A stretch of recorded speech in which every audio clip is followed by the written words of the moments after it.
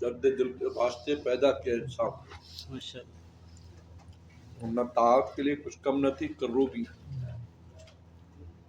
اگر کسی کی بھی انفرادی عبادات کی وجہ سے اس کو کسی لیول پر نہ سمجھو، اس کے انفع ہونے کے اعتبار سے اس کا مقام سمجھو،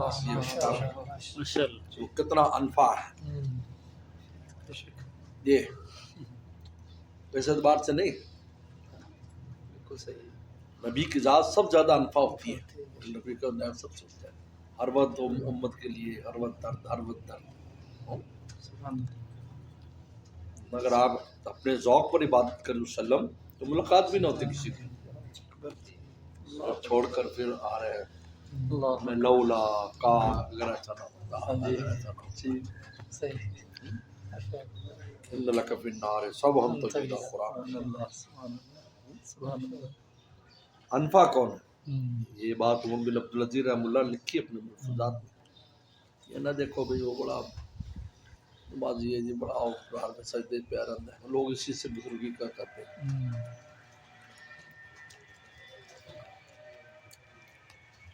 وہ اپنی ذات کے لیے، مخلوق کے لیے انفع، ان کو قہر مذلت اور چاہے معصیت سے نکال کر ان کو اللہ کے قرب میں لے جانا معمولی کام نہیں ہے۔ اس پر کیا ملتا ہے؟